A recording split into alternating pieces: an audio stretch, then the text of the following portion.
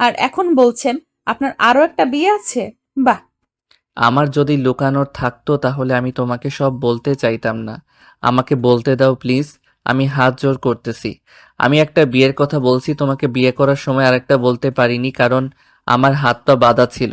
আমিও একটা সুস্থ ফ্যামিলি চাই, সংসার করতে চাই, সুস্থভাবে জীবন যাপন করতে চাই। তোমার কাছে অনুরোধ, আমাকে সবটা বলার সুযোগ দাও। তোহফা শান্ত হতে পারল না। কিভাবে শান্ত হবে সে? বাসর রাতে শুনে তার স্বামীর দ্বিতীয় স্ত্রী সে। একদিন পার হতে না হতেই শুনে সে নাকি তৃতীয় স্ত্রী। এটা তার কাছে পৃথিবীর সব থেকে কঠিন বাক্য মনে হচ্ছে। কোন অথই জলে পড়ছে সে? কিভাবে এই জাল থেকে বের হবে? মায়ের বিয়ের পর থেকে তোহফা দ্বিতীয় বিয়ে নামক শব্দকে অনেক ভয় পায়। অসহ্য লাগে, কষ্ট হয়। তোহফার হাত পা ঠান্ডা হয়ে আসছে। একে তো আবহাওয়া ঠান্ডা। তোহফা বসে পড়ল। সুযোগ দিল সাফিরকে বলার। সাফির বলতে শুরু করলো। আমার ফ্যামিলিতে আমার ফুপুই সব। তিনি যা বলবেন তাই ধ্রুব সত্য। বাবার থেকে একটু বড় ফুপু, আমার দাদা মারা গেছে অনেক আগেই, বাবার বয়স তখন 8 বছর। আমার ফ্যামিলি বর্তমানের অবস্থায় কখনো এমন ছিল না, যথেষ্ট উন্নত ছিল। আমি জানি না বাবা কেন ফুপুর সব কথা মেনে নেয়। তিনি যাই বলেন তাই মেনে নিবেন। বাবা কখনো যাচাই করতো না কোনটা সত্যি কোনটা মিথ্যে। প্রথম প্রথম মাকে খুব মারধর করত, তার কথা সহ্য করতে পারতেন না, এখনো তাই। আমার বাবা তার বোন আর তার মা ছাড়া কোনো সিদ্ধান্ত নেয় না। একদিন মাকে জিজ্ঞেস করি, বাবা কি প্রথম থেকেই এমন? উত্তরে তিনি বলেন, না, তাদের বিয়ের 2-3 বছর পর এমন অস্বাভাবিক পরিবর্তন লক্ষ্য করে। বাবা তো মায়ের কথা শুনতেই পারে না, তাই মা ফ্যামিলিতে কথা বলা কমিয়ে দেয়, চুপচাপ থাকার চেষ্টা করে। এই বাড়ি ছাড়া কোথাও যাওয়ার জায়গা নাই তার। আমি প্রতিরোধ করার চেষ্টা করলে বাবা খুব ধমকাতো, আমি তবুও বলতাম। মায়ের নীরবতা আমার হৃদয় রক্তক্ষরণ হতো। ফ্যামিলি এইভাবে চলতে শুরু করলো, সবকিছু ফুপুর নির্দেশেই হতো। তুমি বলো আমি কি করতে পারি? তখন না ছিল চাকরি আর না কোনো ইনকাম করতাম। ফুপুকে কিছু বললে সে মরা কান্না কাঁদতো আর বলতো তার স্বামী নাই, তাই তাকে সহ্য করতে পারি না। ফুপা অনেক আগেই মারা গেছে, কোলে 1 বছরের মেয়ে রেখে। ফুপু সবসময় আমাদের বাড়িতে থাকতো, বিয়ের পরও স্বামী নিয়ে প্রায় থাকতো। সে বাবার বাড়িকে নিজের সম্পত্তি মনে করে। এটা বুঝতেই চান না যে তার ভাইয়ের একটা সংসার আছে। আমার যখন বয়স 22 তখন একটা মেয়ের প্রেমে পড়ি। প্রচুর ভালোবাসতো মেয়েটা আমাকে, আমিও তাই। আমার জন্য সব করতে রাজি ছিল।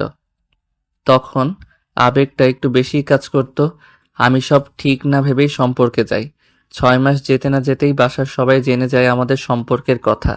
বাসায় তো এক প্রকার যুদ্ধ গেলে গেছে আমার সম্পর্কের কথা শুনে। আমি উপায় না পেয়ে ওকে বিয়ে করে বাসায় নিয়ে আসি। এছাড়া কোনো উপায় ছিল না আমার। আমাদের সম্পর্ক কখনোই মেনে নিত না সবাই। তবু যখন বিয়ে করে নিয়ে আসি, বাবা দুটো থাপ্পড় মারে। ফুপু তো কথা শোনাতে ভুলেনি, আমাদের মেনে নিবেই না, তাই বাধ্য হয়ে শহরে চলে আসি। শহরে তো হঠাৎ করে আসলাম, এখন থাকবো কই, খাবো কি? হাতে টাকা নেই। ওর বাসা থেকে কিছু টাকা নিয়ে আসছিল, আর আমার কাছে বেশ কিছু ছিল। এভাবে 5টা দিন চলে গেল। হঠাৎ বাবা ফোন দিয়ে বলে বাসায় আসতে, আমাদের নাকি মেনে নিবে। আমি তো মহা খুশি, কিছু না ভেবে বাড়িতে যাই। আমি তো অবাক, সবাই মেনে নিল, বিশেষ করে ফুপু মহা আনন্দিত। তার হঠাৎ পরিবর্তন আমার চোখে লাগলো। কিন্তু ওই সময় ফ্যামিলির সাহায্য ছাড়া আমি কিছুতেই ওকে নিয়ে সংসার করতে পারতাম না। এইভাবে বছর চলে গেল। আমি একটা মুদির দোকান দিতাম আর পাশাপাশি পড়াশোনাটা করতাম। দোকানটা এখন বাবা দেখাশোনা করে। একদিন ফুপু আসলো, আমার কাছে বলল আমাকে নাকি বিদেশ পাঠাবে, যা টাকা লাগবে তিনি দিবেন, তার নাকি আমার কষ্ট সহ্য হয় না। আমি সত্যি আনন্দিত তার এত পরিবর্তন দেখে। আমাদের জন্য কত ভাবছে, আগের মতো কঠোর আচরণ করে না, এমনকি বাবাও আগের মতো নাই। আর আমার প্রথম স্ত্রীও আমার ফ্যামিলির সাথে খুব মানিয়ে নিয়েছিল। আমি ওর সুখের কথা চিন্তা করে রাজি হলাম, কিন্তু মা রাজি ছিল না। আমি তবুও রাজি হই, কারণ একমাত্র আমিই ছেলে। যদি ইনকামই না করি তাহলে ফ্যামিলি চলবে কিভাবে? আমি বিদেশ যাওয়ার মাত্র কয়েকদিন পর শুনি আমার স্ত্রী প্রেগনেন্ট। আমি বাবা হতে যাচ্ছি। আমার তখন ইচ্ছে করছিল দেশে গিয়ে ওকে জড়িয়ে ধরতে। ওই দিন আমি সবথেকে খুশি ছিলাম। আনন্দে রাতে ঘুম হতো না। পৃথিবীতে কার না ভালো লাগে বলো? বাবা হওয়ার সংবাদ পেয়ে দেশে যাওয়ার ইচ্ছে থাকলেও সম্ভব ছিল না। 2-3 মাস যেতে না যেতেই আমার স্ত্রী কেমন যেন চেঞ্জ হতে শুরু করে। আমার সাথে কথা বলে না ঠিক মতো, কল দিলে ধরে না, যা বলি তা শুনে না। আমার খুব চিন্তা হতো ওর জন্য। তারপর একদিন শুনি ও আর নাই, আত্মহত্যা করছে। তোফা, তোমাকে তখন আমার অনুভূতি বোঝাতে পারবো না। নিজেকে পাগল পাগল লাগতেছিল। সুস্থ সবল মানুষটা কেন আত্মহত্যা করবে? ও বলছে আমার জন্য অপেক্ষা করবে। আমাদের কত সুন্দর সংসার হবে, কত কল্পনা ওর। তখন আমার বেবির পেটে অবস্থায় বয়স 6 মাস ছিল। ও বাচ্চা সহ আত্মহত্যা করছে। আমার বাচ্চাটা কত কষ্ট পেয়ে মারা গেছে ভাবতেই আমার আত্মা কেঁপে ওঠে। নিজের সন্তান দেখার আগে পৃথিবী থেকে বিদায় নিয়েছে। তখন মনে হয়েছিল নিজেকে শেষ করে দেই। একে তো প্রিয় মানুষটা পৃথিবীতে নেই, আর আমার নিজের অংশের এমন করুণ মৃত্যু কিছুতেই মেনে নিতে পারছি না। তোহফা কাঁপতেছে, কিভাবে পারলো নিজের প্রাণ আর সাথে বাচ্চার প্রাণ নিয়ে নিল নিজ হাতে। তারা তো ভালোবেসে বিয়ে করেছিল, তাহলে কি এমন হলো? তোহফা সাফিরের দিকে তাকায়, দেখতে পায় চোখ থেকে টপ টপ করে পানি পড়ছে। তার ভিতরে দুইটা সত্তার মানুষ দেখলো, একজন বাবা আর একজন স্বামী, যে প্রিয়তমা স্ত্রীর মৃত্যুতে কান্না করছে। তোহফা কি বলে সান্ত্বনা দিবে ভাষা খুঁজে পাচ্ছে না। সাফির চোখ মুছে আবার বলতে শুরু করলো। আমি লাশটা পর্যন্ত দেখতে পাইনি। ওই মুহূর্তে দেশে আসা আমার জন্য সম্ভব ছিল না। ও নাকি চিঠি লিখে আত্মহত্যা করেছে। চিঠিটা এমন ছিল যে শাশুড়ি মায়ের অত্যাচার সহ্য করতে না পেরে আত্মহত্যা করেছে। তার মৃত্যুর জন্য পুরোপুরি আমার মাকে দোষারোপ করে গেছে। নিধি আপুর মৃত্যুর আগে সন্দেহজনক কোনো কিছু লাগেনি? বা আপনার মনে হয়েছে নিধি আপু এটা করতে পারে না? আচ্ছা, নিধি আপু কি ডায়েরি লিখতো? আপনি তার স্বামী ছিলেন, তো তার সব কিছু আপনাকে বলতো, তাই না? এমন কোনো কাজ যা থেকে কিছু সূত্র পাওয়া যায়, তাহলে বুঝতে পারতাম সে কেন আত্মহত্যার মতো পাপ করেছে। সাফির তাকিয়ে আছে তার বউয়ের দিকে। তোহফা একের পর এক প্রশ্ন করেই যাচ্ছে। নিধির ব্যাপারে ওর কত কৌতূহল, তার মৃত্যুর কারণ জানতে চাচ্ছে কত কি। তোহফা বিরক্ত হলো লোকটার প্রতি। এত কথা বলে যাচ্ছে কিন্তু তার উত্তর দিচ্ছে না। তোহফা ভ্রুকুচকে তাকিয়ে আছে। কি হলো, কথা বলছেন না কেন? নাকি ভূতে ধরলো? সাফির হাতের ইশারায় পাশে বসতে বলল। তোহফা আস্তে করে বসলো তার কাছে। তোফা, তোমার নামের অর্থ তুমি জানো? মহা বিরক্ত হলো তোহফা। যা তার লোক তো, সে কত গুরুত্বপূর্ণ টপিক নিয়ে কথা বলছে, আর এই লোকের কোনো আগ্রহ নেই। সাফির আবার বলল। কি হলো বলো না কেন? তোহফা অর্থ উপহার। আর তাবাস্সুম অর্থ কি? তুমি উপহার নয়, আমার জন্য মৃদু হাসি থেকো কেমন? আজ থেকে তোমাকে তাবাস্সুম ডাকবো। নামটা বড় হয়ে যায়। সমস্যা নেই, তাবাস্সুম সুন্দর নাম। সাফির চুপ হয়ে গেল। তা দেখে তোহফা বলে। সাফির তোফার কোলে মাথা দিয়ে বলে, চুলে বিলি কেটে দাও তো। কিন্তু তোহফা নিধি আপুর কাছেও কি এমন আবদার করতেন? এমন নয়, কিন্তু আবার এমনই। ও খুব ভালোবাসতো আমায়। আমার এক কথায় ঘর ছেড়েছে, কিন্তু আমি ওকে বাঁচিয়ে রাখতে পারিনি। নিধি আপুর কথা কিছু বলুন, শুনি, শুনতে ভালো লাগছে। নিধি আমার মায়ের স্বভাবের মতো, তাই হয়তো খুব তাড়াতাড়ি ভালোবেসে ফেলেছিলাম। বিয়ের পর সব প্রায় ঠিকঠাক ছিল, সবাই মেনে নিছে, এমনকি ফুপুও। আমি যখন দেশের বাইরে গেলাম, প্রথম প্রথম প্রায় সব ভালো ছিল। নিয়মিত করে কথা বলতো। তারপর আস্তে আস্তে পরিবর্তন দেখতে পেলাম। ও বলতো ওর নাকি কিছু ভালো লাগে না, অসহ্য লাগে, সব কিছুতে বিরক্ত লাগে। শরীর দিন দিন প্রচুর খারাপ লাগতো নাকি, কোনো কিছু করতে শক্তি পেত না। আমি ভাবতাম প্রেগনেন্সি অবস্থায় আছে, তাই হয়তো শরীর খারাপ থাকতো। এছাড়া বিশেষ কিছু মনে নেই আমার। নিধি আপু ডায়েরি লিখতে বা এমন কোনো বিশেষ স্থান যেখানে তার না বলা বক্তব্য রেখে গেছে? না, নিধি ডায়েরি লিখতো না, দেখিনি আমি। কিন্তু চিঠি লিখতো আমায়, চিঠি দিত প্রেম চলাকালীন। প্রায় আমার চোখে পড়েনি যে ওর ডায়েরি লেখার অভ্যাস। হয়তো লিখতো। ও এই কথা তুমি জিজ্ঞাসা করছো কেন? না, এমনি। রোদ্দুরময় সকাল হলো। তোহফা ঘুম থেকে উঠল ভোরে। তার মাথায় খালি এটাই চলতেছে, নিধির মৃত্যু। তার কি এমন হয়েছিল যাতে নিজের জীবন নিজেই শেষ করে দিয়েছে? আর তার মৃত্যুর জন্য কেন সাফিরের মাকে কাঠগড়ায় দাঁড় করিয়ে রেখেছে। এত এত প্রশ্নের উত্তর কই পাবে সে? রান্না করে নাস্তা তৈরি করছে রুমা। তোহফা তার পিছনেই তাকে দেখছে। তার দ্বারা কি আদৌ সম্ভব এত এত অন্যায় করা? নাকি এর পিছনে অন্য কারো হাত রয়েছে? আর থাকলেও সে কে? রুমা পিছনে তাকালো, দেখলো তোহফা দাঁড়িয়ে আছে। ও তুমি হাত মুখ ধুয়েছো? জি। আচ্ছা দেখো সীমা উঠছে কি না। গল্প করো গিয়ে, আমি নাস্তা তৈরি করি। আপনাকে সাহায্য করি। না, প্রয়োজন নেই, প্রায় হয়ে এসেছে। তুমি চাইলে বসতে পারো। এর ভিতরে তার শ্বশুর মশাই আসলো। তারপর পরে ফুফু শাশুড়ি এলো। তোহফা রুমা খাতুনের কাছে দাঁড়িয়ে আছে। রাফসান রহমান টেবিলে বসে আছে, খাচ্ছে আর বোনকে বলছে, বুবু, তুমি যে ওষুধ দিতে তা শেষ হয়ে গেছে। কেমন যেন মাথা ব্যথা করে, দম বন্ধ হয়ে আসে, অসহ্য লাগে সব কিছু। আর খুব মাথা ব্যথা, বুঝলে? ওষুধটা খেলে ভালো লাগবে হয়তো। আচ্ছা, আমি সন্ধ্যায় বের হয়ে নিয়ে আসব। সালমা মনে মনে খুব খুশি। তার হাতের মাঝেই সব রয়েছে, কোনো কিছুতেই অন্য কেউ ভাগ বসাতে পারবে না। তিনি এই পরিবারের মাথা, তার কথা মতো চলবে এই পরিবার। পরিবারের বড় মেয়ে সে, সয়-সম্পত্তি তো সেই দেখে রাখবে, তাই না? তার একটা মেয়ে আর ভাইয়ের দুইটা মেয়ে, একটা ছেলে। তার থেকে বেশিরভাগ সম্পত্তি তার ভাইয়ের ভাগে যাবে। যদি ভাইকে নিজের হাতের মুঠোয় রাখেন তাহলে আর কোনো সমস্যা নেই। ওই পাড়ার মিলিকে দেখছে যে ভাই কত দূর দূর করে, ভাইয়ের বউ কত অত্যাচার করে, আর ভাই কোনো প্রতিবাদ করে না। তার মতো বুদ্ধি কজনের আছে? ভাইকে হাতের মুঠোয় রাখলে সব তার। বোকা মিলি বুদ্ধি দিলেও নিতে চায় না। তার মতো হলে আজ সেও বাড়ির সবার মাথায় রাজ করত। সালমা এতে কোনো পাপ দেখে না। তিনি কোনো অন্যায় করেননি। ভাইয়েরা বিয়ে করলেই পরিবর্তন হয়ে যায়, আর সন্তান হলে তারও পরিবর্তন। তাই নিজের জায়গা ঠিক রাখার জন্য চেষ্টা করে যাচ্ছে। আর তার বোকা মেয়ে কি করলো? একটা ছেলের সঙ্গে পালিয়ে গেল। চেয়েছে ভাইপোয়ের সঙ্গে মেয়ে বিয়ে দিয়ে সবকিছু পার্মানেন্ট ভাবে পেয়ে যাবে, কিন্তু তার গাধি মেয়ে কিছু টাকা নিয়ে পালিয়ে গেল। এখন মেয়ের উপর তো জুলুম চলে না। ভাইয়ের সম্পত্তি বেশি, আর তারপর পাবে সাফির, এবং তাকে বিয়ে করলে তো তারই মেয়ে সব পাবে, তাই না? কিন্তু সব পরিকল্পনা শেষ করে দিয়ে চলে গেল মেয়ে। ভাইয়ের সামনে তার মুখ রাখলো না। সব হয়েছে গাধি মেয়ের জন্য। নিজের ভালো মন্দ বোঝে না। বাহ, আপনাকে ডাক্তারের কাছে নিয়ে যাই। বিকেলে চলুন, ডাক্তার দেখাবো। মাথা ব্যথা এটা তো এমনি ওষুধে ঠিক হবে না।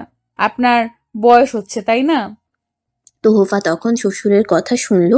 কি এমন ওষুধ খায় যাতে শরীর ঠিক থাকে, আর না খেলে অসুস্থ লাগে? আর তাও তার বোন এনে দেয়। রাফসান রহমান কিছু বলতে যাবেই এর মধ্যেই ফুহু চেঁচামেচি করে বলতে শুরু করলো, এই মেয়ে, বাড়িতে আসতে না আসতেই নিজের হুকুম জারি চালাচ্ছ, তাই না?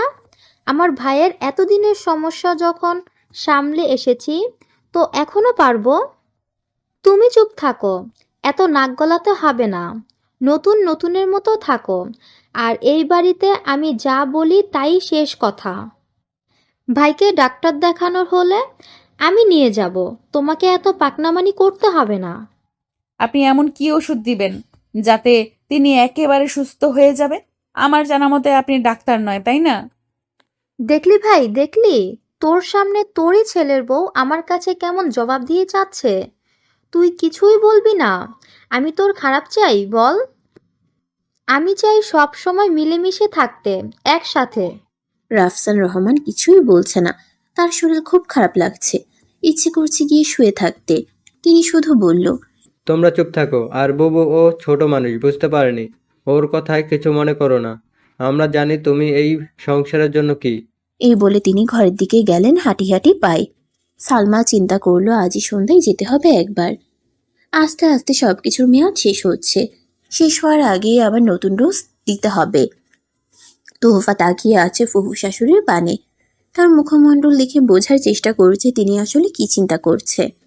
এভাবে বেশ কয়েকদিন চলে গেছে। তোহফার ভাবনাগুলো আরো জটিল হচ্ছে।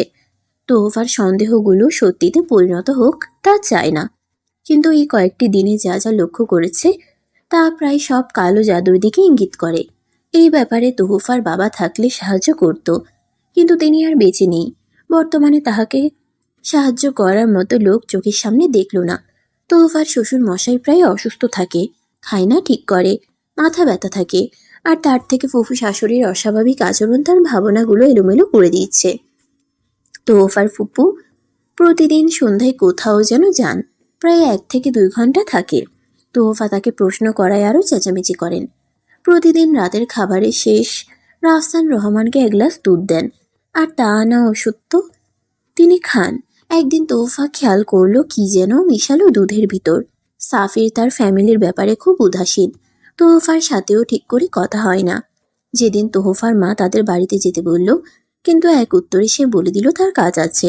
তোহফা তার মায়ের উপর রাগ করে আছে, তাই সেও যায়নি একা। তোহফা আরেকটা খবর শুনলো, তার বড় ননদ সীমা নাকি ডিভোর্সি। এইসব জাদুবিদ্যা শুনতে শুনতে বড় হয়েছে সে। প্রথমে বাবার কাছে, তবে বেশি কিছু মনে নেই, তখন ছোট ছিল। কিন্তু নানি প্রায় বাবার কথা বলতো আর গল্প করত। তিনি নাকি অনেক বড় রাখি, যারা কালো জাদু থেকে মুক্তি প্রদান ছিলেন। তার ভাবনা যদি সত্যি হয় তাহলে তো প্রমাণ লাগবে, আর নাও হতে পারে। কিন্তু তার সন্দেহ হচ্ছে আশেপাশের বিষয়গুলো থেকে। এত বড় ভয়ঙ্কর পরিকল্পনা নিজের মানুষ কি করে করতে পারে? মুহূর্তেই তার বাবার কথাগুলো মনে পড়ে গেল।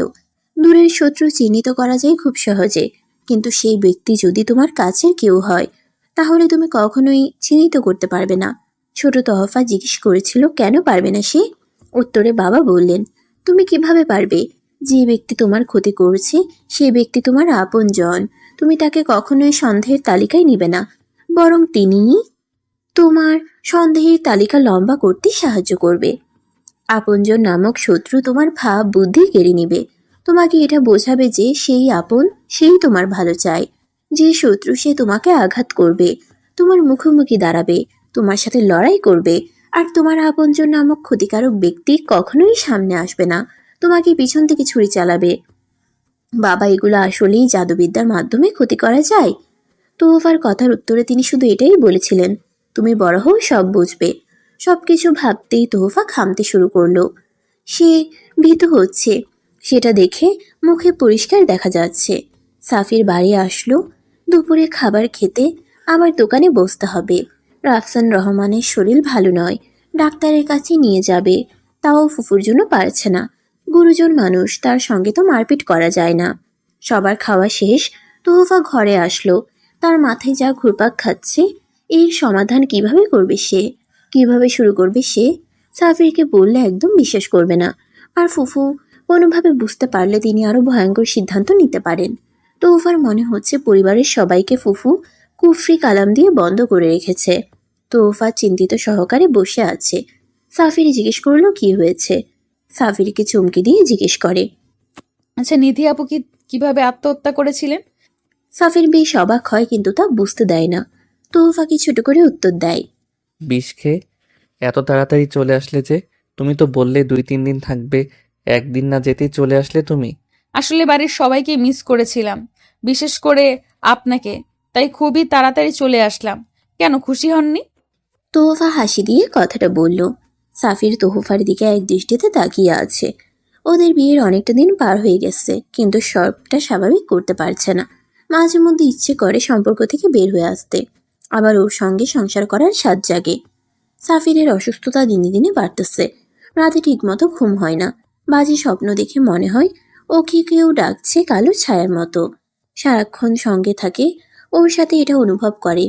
সংসার আগের মতো আয় নেই, বাবা অসুস্থ, বোনদের বিয়ে দিতে হবে, কত দায়িত্ব তার। কিন্তু নিজের মানসিকতা ঠিক নেই যে কিভাবে থাকবে, টাকার অভাব অনেক। কি দেখছেন? কিছু না, বিকেলবেলা যখন আসবে তখন আমাকে বলতে, আমি গিয়ে নিয়ে আসতাম। এমনি বলিনি, আসতে পারি তাই। আপনি এখন দোকানে যাচ্ছেন? হ্যাঁ, কেন, কিছু বলবে? না, এমনি, আপনি যান। আচ্ছা। আসছি। এই বলে সাফির বের হয়ে গেল। তোহফা ভাবছে কিভাবে কি করা যায়। আজ শনিবার, আজকে ফুফু বাড়িতে থাকবে না।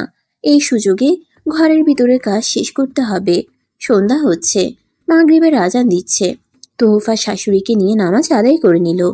মাগরিবের নামাজের সময় শেষ হতে না হতেই ফুফু তার নিজের কাজের উদ্দেশ্যে বের হয়ে গেল।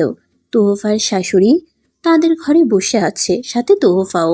ও ভাবলো আগে শাশুড়ি মাকে বলা যাক, তিনি নরম মনের মানুষ, সহজে বিশ্বাস করবেন নিশ্চয়ই। মা, একটা কথা বলবো? বলো।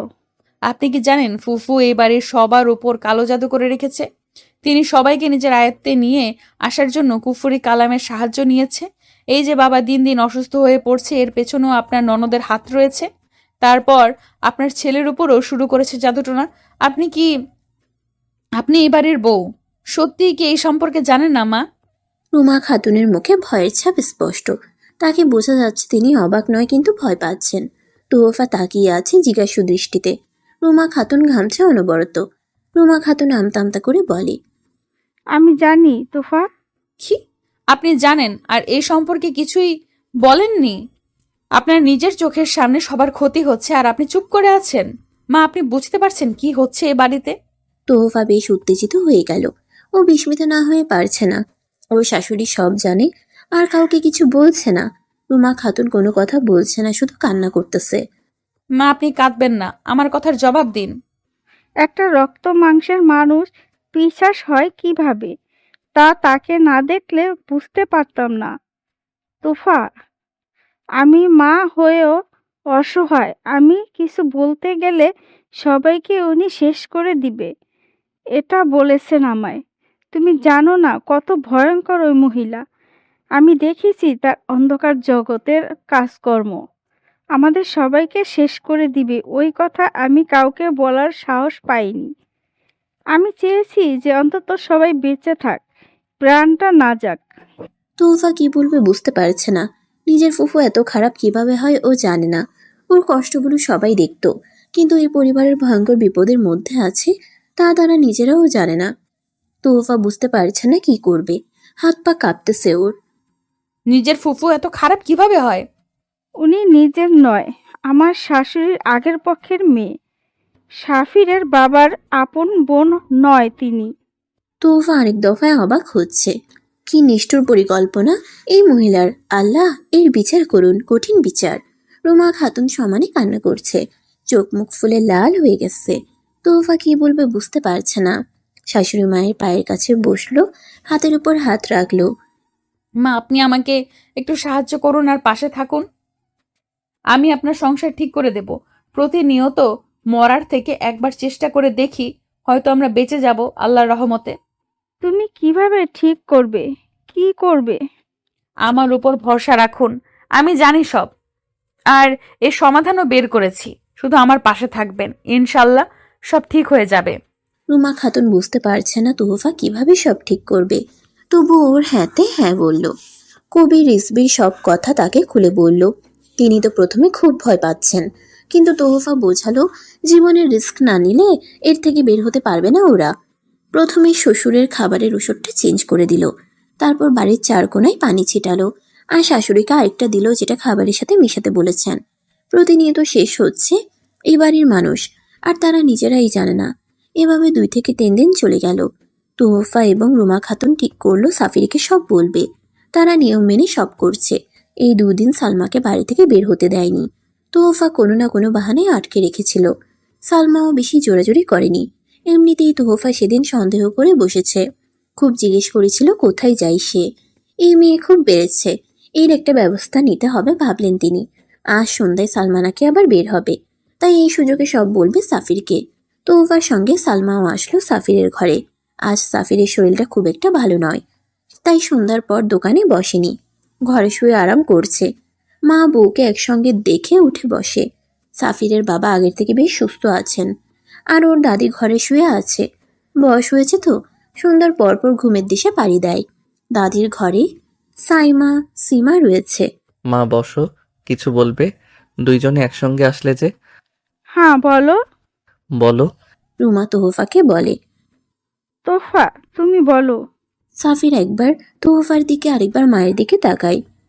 আপনার ফুফু আপনাদের উপর কালো জাদু করেছে, আধুনিক অর্থ দ্বারা ব্ল্যাক ম্যাজিক বলে।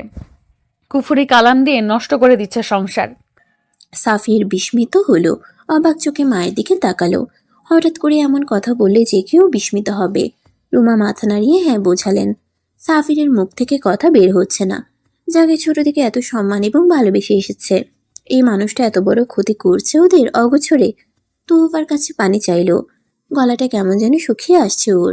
তোফা নিধির মৃত্যুর কথাও বলল এবং ওর সন্দেহ, আর ও যে রাকির সাহায্য নিচ্ছে এবং বাথরুমের পাশে যে মাংসের টুকরো পেয়েছে সব খুলে বলল।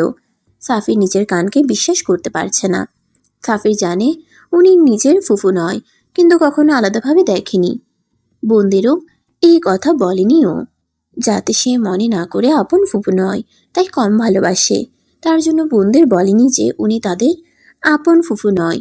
তার ইচ্ছেকে প্রাধান্য দিয়ে নিধির মৃত্যুর পর তার মেয়েকে বিবাহ করতে রাজি হয়েছে, যেখানে তার ওনার মেয়েকে ওর একদম পছন্দ ছিল না, কিন্তু ফুফুর কথা চিন্তা করে বিয়ে করতে রাজি হয়েছিল। এখন কি হবে তোফা? আপন মানুষের সঙ্গে কিভাবে লড়বো আমি? ওই মানুষটাকে ছোট থেকে ভালোবেসে এসেছি, তাকে কখনোই বুঝতে দেইনি সে আমার আপন ফুপু নয়। উনি কোনো আপন মানুষ নয়। যদি হতো তাহলে এত বড় ক্ষতি কিভাবে করতো সে? সব ঠিক হয়ে যাবে, শুধু তার নিয়ে আসা কোনো ধরনের খাবার খাবেন না এই কয়েকদিন। সবাইকে একটু সাবধানে থাকতে হবে। এই বাড়িতে অনেক তাবিজ রয়েছে, ওইগুলো সংগ্রহ করতে হবে, তাহলে তার শক্তি কিছুটা হলেও নষ্ট হবে। সবাইকে খুব সাবধানে থাকতে হবে। ফুফুকে বুঝতে দিলে চলবে না যে আমরা সব জানি, তাহলে কিন্তু কিছুই করতে পারবো না। মা, আপনি চলুন, বাহিরে যাব। ঘরের 4 কোণা থেকে 4 মুঠি মাটি প্রয়োজন। ফুফু আসার আগেই এটা নিতে হবে। রুমা আর তোহফা বের হলো। বাহিরে সাফি শুয়ে আছে, ভাবছে কার কি ক্ষতি করছে ও, কিসের জন্য আল্লাহ ওর এত পরীক্ষা নিচ্ছে। বারবার নিধির গর্বে নিজের বাচ্চার কথা মনে পড়ছে। পৃথিবীতে আসতে পারলো না ও নিজের বাবার অবহেলায়। যদি ও আগে বুঝতো তাহলে হয়তো বেঁচে থাকতো সে। আর নিধি কত কষ্ট পেয়েই মারা গেছে। এখন তোহফার জন্য খুব চিন্তা হচ্ছে। ওর কিছু হয়ে গেলে সাফি নিজেকে মাফ করতে পারবে না। সাফিরের হাত পা জ্বলে যাচ্ছে, মনে হচ্ছে কেউ সুই ফুটাচ্ছে ওর শরীরে। চোখ লাল হয়ে গেছে, দম বন্ধ হয়ে আসছে, মাথা ছিঁড়ে যাচ্ছে ব্যথায়। মুহূর্তেই মনে পড়লো বিকালে ফুফুর দেওয়া মিষ্টি খেয়েছে ও। তোফা আর রুমা বাড়ির কণা থেকে মাটি সংগ্রহ করলো এবং তার সঙ্গে পেল 8টা তাবিজ এবং 4টা চোখ। বুঝতে পারছে না এগুলো মানুষের নাকি পশুর চোখ। এ কি সাফির, তুই নিচে কিভাবে পড়ে গেলি? সাফির, এই সাফির। রুমা খাতুন অনবরত ডেকে যাচ্ছে, কিন্তু সাফির কোনো কথা বলছে না। তোফার খুব ভয় হচ্ছে। কি হলো? হঠাৎ করে সুস্থ মানুষ রেখে গেছিল। তাড়াতাড়ি করে পানি নিয়ে এসে মুখের উপর ছিটালো। রুমার চেঁচামেচিতে সীমা আর সাইমা আসলো এই ঘরে। সবাই ধরে খাটে শুয়ে দেওয়ার অনেকটা সময় অতিবাহিত হওয়ার পর সাফিরের জ্ঞান ফিরে এলো। সাফির কোনো কথা বলছে না, মুখ ভরে রক্ত বমি করতেছে। রুমা খাতুন কান্না করছে। তোফার হাত পা ঠান্ডা হয়ে আসছে। ফোন হাতে নিল, কবির রিসবিকে কল দিল। উত্তেজিত কণ্ঠে তাকে বলছে, আসসালামু আলাইকুম কাকা। কাকা হয়তো সব শেষ। কাকাও বমি করতেছে, রক্ত বমি। কি করব বুঝতে পারছি না। তোহফা, শান্ত হও, কিছু হবে না। বুঝতে পেরেছি, ধৈর্য ধরে আমার কথা শোনো। আমি এক লোক পাঠিয়েছি, তুমি তাকে যে জিনিসগুলো সংগ্রহ করতে বলেছিলাম সেই জিনিসগুলো দিয়ে দাও। আশা করি সংগ্রহ করতে পেরেছো। হ্যাঁ, আমার কাছে সব আছে, আপনি লোক পাঠান। আর তুমি সারিফকে আমার দেওয়া পানিটাও খাও এবং মুখ মুছে দাও ওই পানি দিয়ে। ওর বালিশের নিচে তাবিজ আছে, তোমার ফুপু রেখেছে, ওইটা বের করে দেবে। চিন্তা করো না, ইনশাআল্লাহ ঠিক হয়ে যাবে। আমি কাল আসবো তোমাদের বাড়িতে। আজ রাত অব্দি ধৈর্য ধরে থেকো। আচ্ছা। সাবধানে থেকো। তোহফা কবির রিসবির কথা অনুযায়ী সব করলো। তারা পাঠানো একজন লোক আসছে, তাকে সব দিয়ে দিছে ও। সত্যি সত্যি সাফিরের বালিশের নিচে একটা তাবিজ পেল, সেটাও দিয়েছে। নিধির একটি শাড়ি আর ফুপু ব্যবহৃত একটা কাপড়। বাড়ির 4 কোণা থেকে 4 মুঠি মাটি আর 8টা তাবিজ ও সেই 4টা চোখ। সাফির বমির সঙ্গে চুল আর মাংস পড়েছে। সবাই ভয়ে আটকে উঠল। সাইমা আর সীমাকে এই ব্যাপারে কোনো শব্দ করতে নিষেধ করছে। ফুফু যেন জানতে না পারে এই সম্পর্কে। আজ রাতটুকু সাবধানে থাকতে হবে ওদের। রাত পার হয়ে গেছে। কোনো রকম সাফির খুব অসুস্থ হয়ে পড়েছিল, মোটামুটি এখন সুস্থ আছে। এই কথা ফুফি জানে না। সালমা রাতে গেছিল তান্ত্রিকের কাছে, তার কথা জানিয়েছে। সেই তান্ত্রিক বলল তার দেওয়া তাবিজের মেয়াদ শেষ হয়ে গেছে, তার জন্য সবাই তার বিরুদ্ধে যাচ্ছে। এতদিনের পরিকল্পনা সব শেষ হয়ে যাবে তার, এটা কিছুতেই মানতে পারছে না সে। সালমা ভাবে সে ছোটবেলা থেকে অবহেলিত। তার আপন বাবা নিজের কাছে রাখেনি, মায়ের সঙ্গে তার শ্বশুরবাড়ি পাঠিয়ে দিল। তার মায়ের যখন বিয়ে হয় তার বাবার সঙ্গে, তখন খোদেজা বেগমের বাবার বাড়ির মানুষ খুবই গরিব। জামাই মোটা অঙ্কের টাকা দেওয়ার কথা ছিল, কিন্তু তার সামর্থ্য দেয়নি তাদের। এর জন্য প্রায় খোদেজা বেগমের প্রথম স্বামী মারধর করত। তার উপর নেশা পানির অভ্যাস ছিল, ঠিকমতো সংসারে টাকা দিত না। খোদেজা বেগম অনেক কষ্ট করে স্বামীর সংসার করার চেষ্টা করেছে। বাঙালি নারী, নিজের গায়ে দাগ লাগাতে চায়নি, কিন্তু হয়তো তার ভাগ্য সহায় হয়নি। সালমার বাবা তাকে ছেড়ে দিল মায়ের সাথে।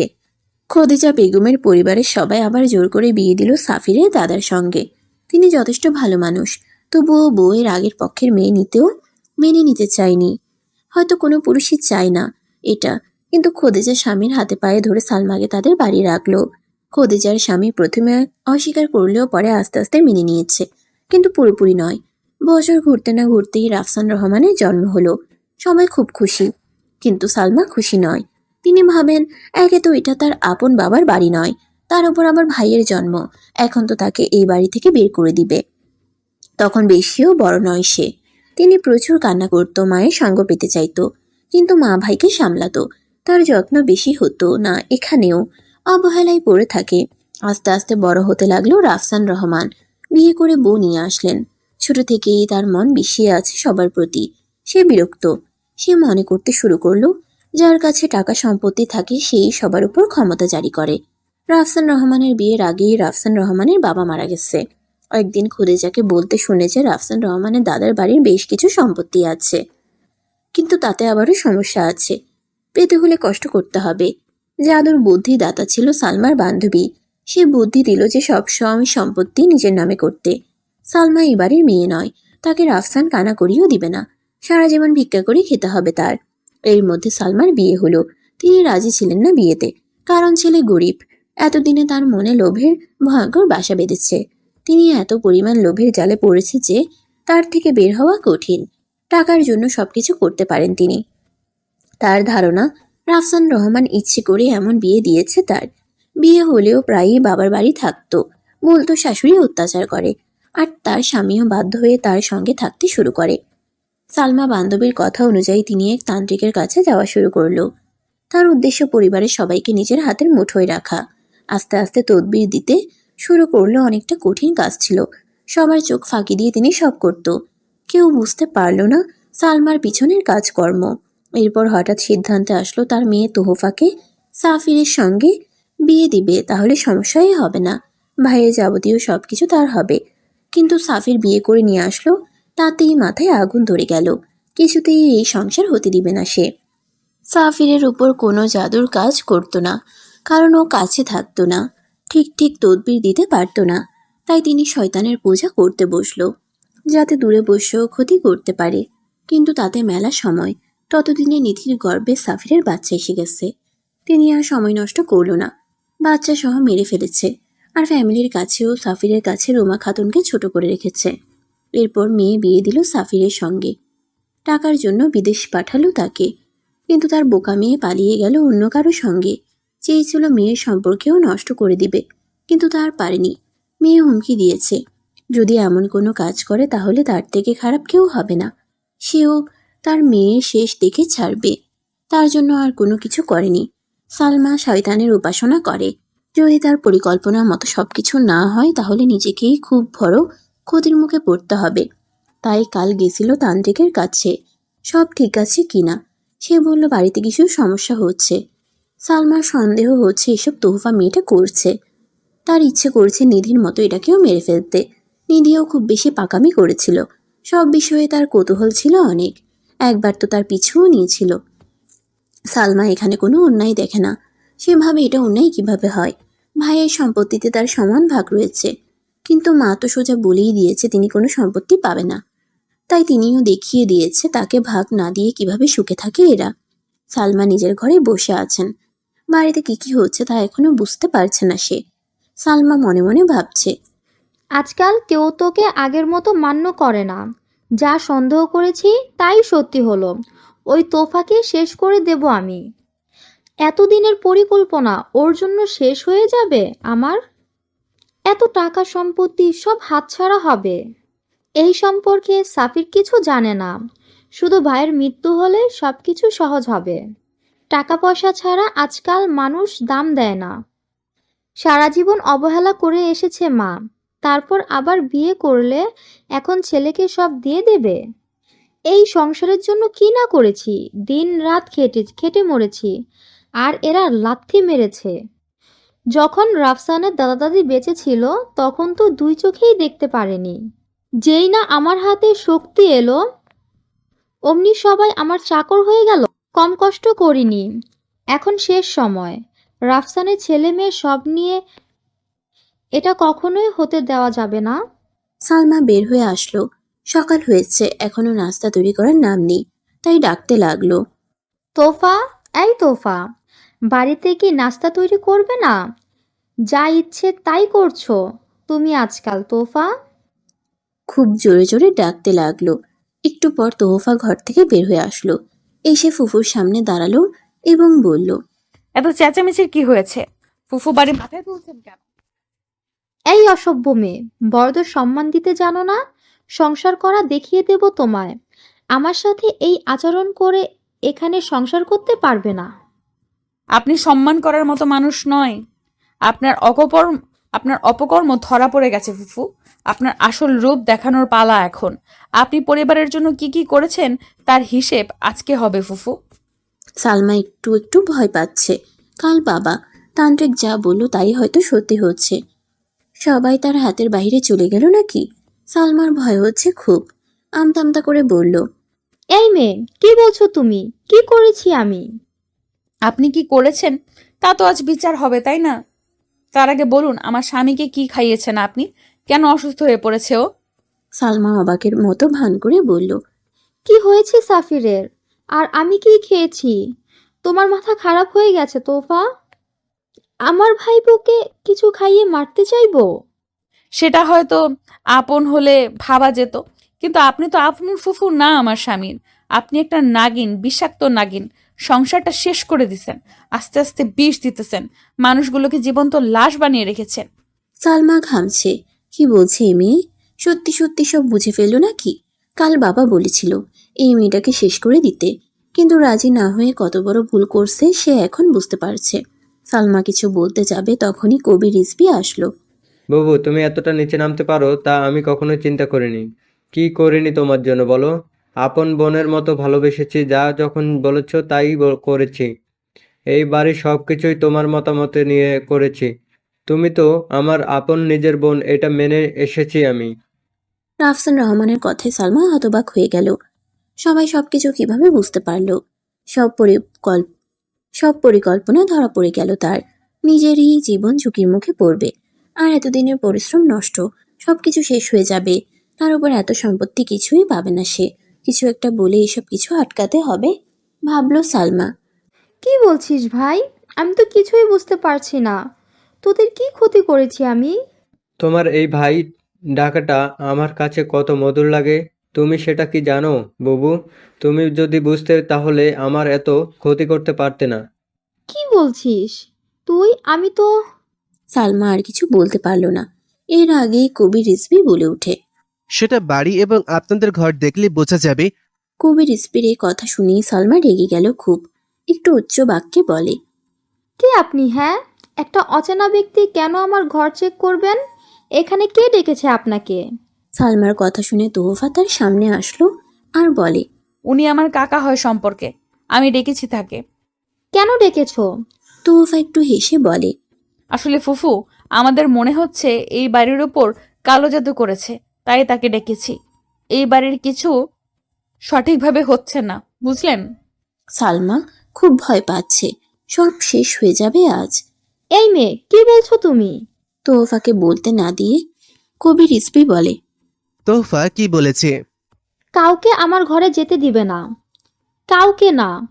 এই ভাই, তুই কিছু বল না। কি বলবো বুবু? তুমি কিছু বলার উপায় রাখুনি। ওই মেয়েটা কি না কি বললো তাতেই আমাকে সন্দেহ করছিস? ফুফু, সন্দেহ নয়, আমি একদম নিশ্চিত এই কাজ আমাদের বাড়ির কেউ করেছে, তাই আমি কাকাকে ডেকেছি। আমি কিছুতেই আমার ঘরে যেতে দেব না। মা, তুমি তো কিছু বলো। সাফির, এই সাফির। সাফি সারা রাত ঘুমাতে পারেনি, তাই এখন সকালবেলা একটু চোখ বুঝলো। বর্তমানে বাড়িতে কি হচ্ছে তা সে জানে না। সাফিরকে সালমা ডাকতেছে। ওরে ডাকিস না, অসুস্থ। আর তোর ঘর দেখলে কি হয়েছে রে? তুই কিছুই হরস নাই, মুই জানি তো। আর নাথ বউ যা সন্দেহ করতেছে তা তো মিথ্যা, তুই হেয়া জানি। মা, তুমিও তোমার এই পক্ষের ছেলের কথা বলতেছ, তাই না? আমার কিছুতেই তোমার কিছু হয় না মা। আমার অপমান হচ্ছে তা তুমি হতে দিচ্ছ? যা সত্যি তাই বলছি মা। এত কথা কি আছে মা, বাদ দাও। কবির সাহেব আপনি আসুন, চলেন আমার সাথে। এই বলে রাফসান রহমান কবির স্পিটির সাথে নিয়ে গেল সালমার ঘরের দিকে গেল। সালমা কি করবে বুঝতে পারছে না, কিভাবে আটকাবে সব, কি করবে কিছু মাথায় আসছে না। তোফা এত বড় কাজ করতে পারে তা কখনোই মাথাতেই আসেনি। প্রথমেই সালমার ঘরে যাওয়া হলো। সালমার ঘরে কারো একটা আশা হয় না, কারণ তার নিষেধ রয়েছে। এখানে কেউ যেন না আসে, তাই প্রায়ই তো তালা মেরে রাখে সালমা। তাই ভিতরে কি হচ্ছে কেউ জানে না। প্রথমে খাটের নিচে পেল মানুষের কঙ্কাল। সবাই তো ভয়ে আঁতকে ওঠে। সালমা বাহিরে বসে রয়েছে মাথায় হাত দিয়ে। তারপর পেল 5টা তাবিজ। পাশেই রয়েছে কাঁচা মাংস আর দাঁত। এগুলো মানুষের নাকি অন্য কিছু তা এখনো জানা যায়নি। তোফা আগের দিনে যে তাবিজ দিয়েছিল তাতে কুফরি কালাম ছিল, তা কবির রিজভী দেখেছে। এই 5টা তাবিজ সালমা খাতুন নিয়ে এসেছে কাল সন্ধ্যায়। পরিকল্পনা ছিল আজ সবার ঘরে নতুন তাবিজগুলো রেখে আসবে। কবির রিজভী তাবিজ খুলল। প্রথমটাই ছিল সাইমার জন্য, যাতে ও পড়ালেখায় ভালো না করতে পারে আর সবসময় বোকাশোকা থাকে। দ্বিতীয়টা সাফিরের জন্য, যাতে ও চিন্তা করা ভুলে যায়, সংসার না করতে পারে, বাবা না হতে পারে। তৃতীয়টা ছিল সীমার জন্য, যাতে ওর বিয়ে না হয়, আর হলেও যেন ভেঙে যায়। চতুর্থটা রাফসানের জন্য, তাতে ছিল যেন উনি ধীরে ধীরে মৃত্যুর দিকে আগায় এবং সালমার কথায় যেন উঠে আর বসে।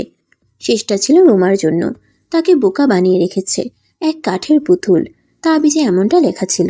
সালমা রুমাকে আগে থেকেই সহ্য করতে পারত না, তাই তাকে 3বার মারতেও চেয়েছিল, কিন্তু সফল হয়নি।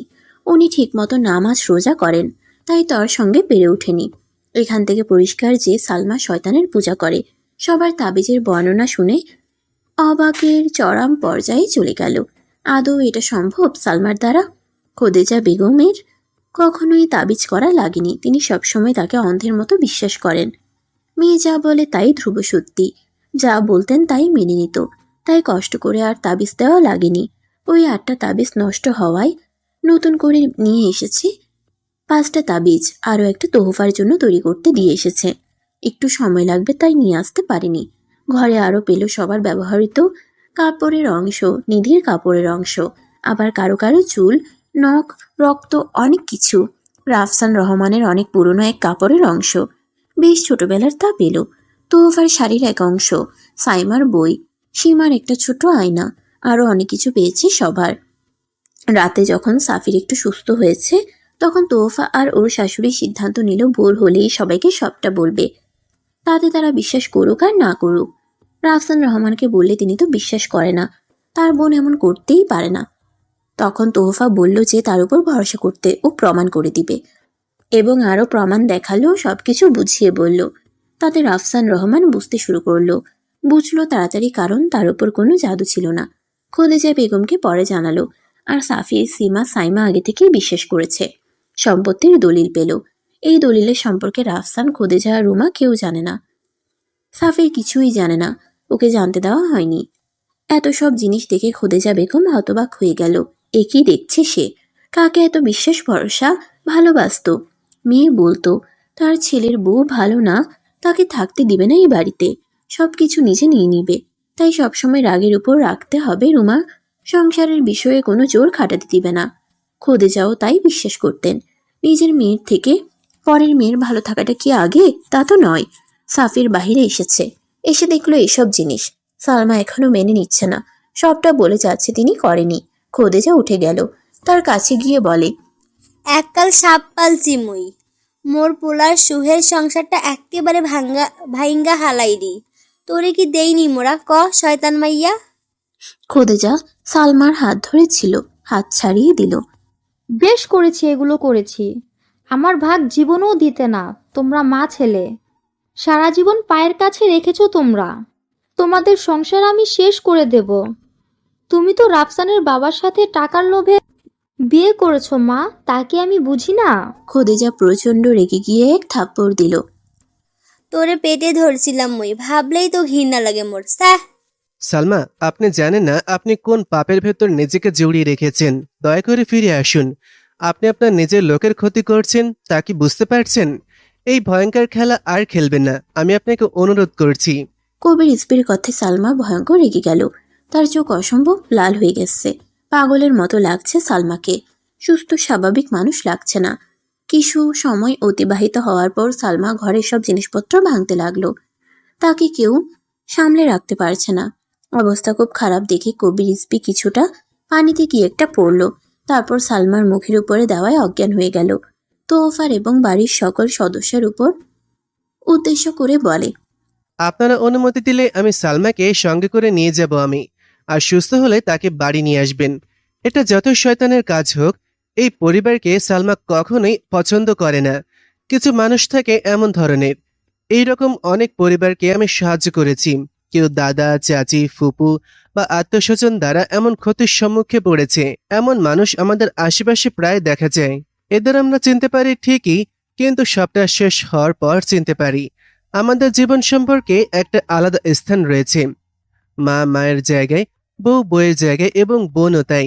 আমাদের কখনোই উচিত নয় তাদের ভেতর পার্থক্য করা এবং প্রতিযোগিতা করা। সালমা হয়তো স্বাভাবিক নয়, কিন্তু রাফসান রহমান অনেক আগে থেকেই বোনকে বেশি অধিকার দিয়ে রেখেছে। তার স্ত্রীর কথা কেনই বা বলে দেবে?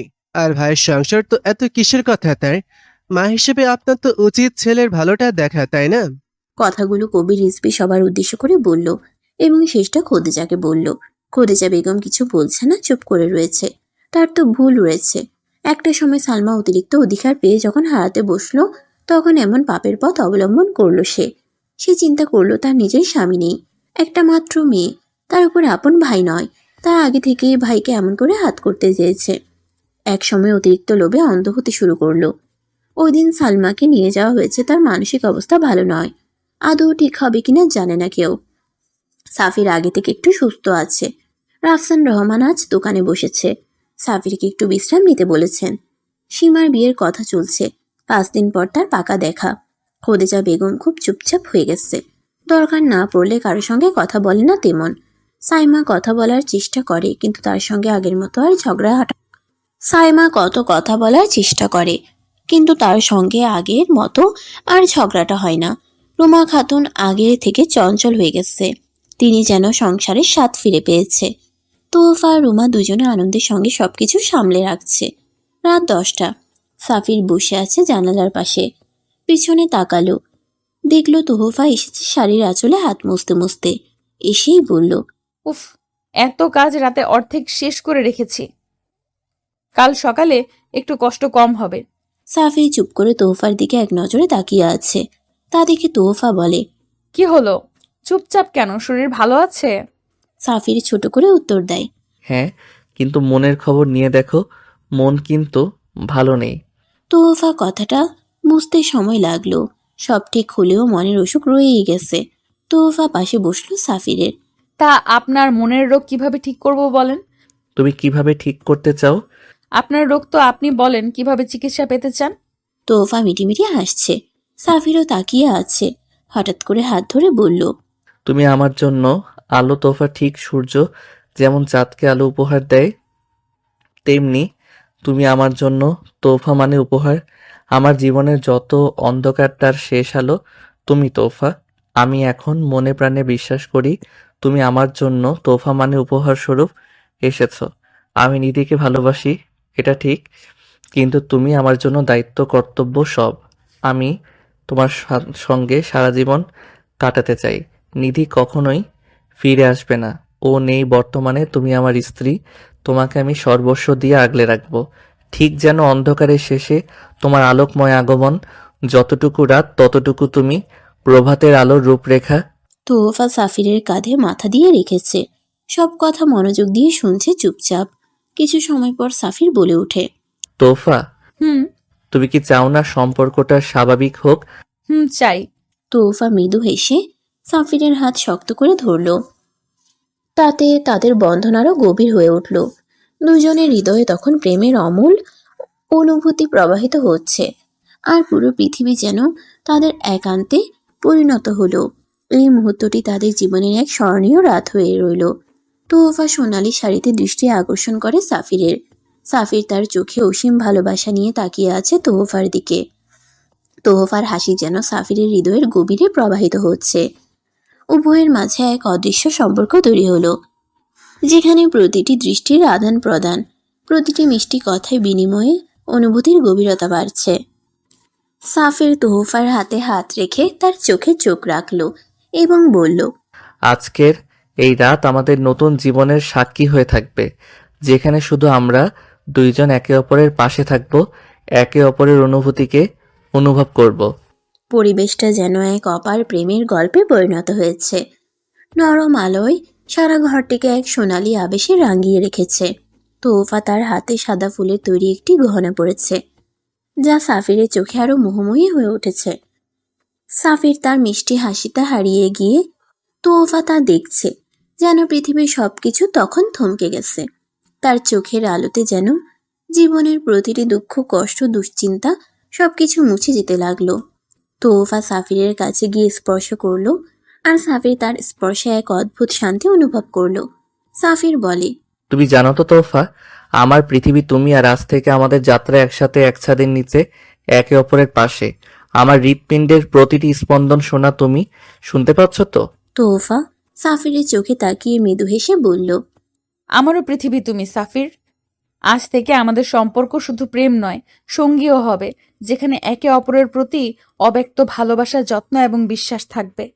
দৃষ্টির বিনিময়ে তাদের মধ্যে হৃদয়ের এক অপূর্ব সংযোগ তৈরি হয়ে গেল। সাফির তোহফার মুখে এক কোমল চুম্বন দিল। সেই চুম্বনে সব কথাই বলা হয়ে গেল। প্রেমের এই মুহূর্তে তাদের শ্বাস প্রশ্বাস এক হয়ে গিয়েছে এবং ঘরটি যেন এক প্রেমের পবিত্র বন্ধনে পরিণত হয়েছিল। সমস্ত বিশ্ব তখন মনে হচ্ছিল তাদের ছোট্ট পৃথিবী, যেখানে শুধুই ভালোবাসা ছিল, যেন কোনো স্বপ্নের মাঝে হারিয়ে গেছে। তোহফার চোখে ছিল এক মিষ্টি অভিমান আর অপেক্ষা। সাফিরের কাছে নিজের সমস্ত অনুভূতিকে প্রকাশ করতে চায়। তোফা, তুমি আমার জীবনে এলে যেন সমস্ত অন্ধকার আলোকিত হয়ে গেল। তোমার ওই হাসি, এই চোখ, সবকিছু আমার হৃদয়ে চিরস্থায়ী হয়ে থাকবে। তোহফার হাসি সাফিরের হৃদয়ের গভীরে প্রবাহিত হচ্ছে, আর সাফিরের প্রশংসায় তোহফা মুগ্ধ হলো। উভয়ের মাঝে এক অদৃশ্য সম্পর্ক তৈরি হয়ে গিয়েছে, যেখানে প্রতিটি দৃষ্টির আদান প্রদান, একটি মিষ্টি কথার বিনিময়ে অনুভূতির গভীরতা বাড়ছে। তাদের দেহের সাথে আত্মা এক হয়ে গেছে, একে অপরের প্রতি অনুভূতির গভীরতা প্রকাশ পাচ্ছে।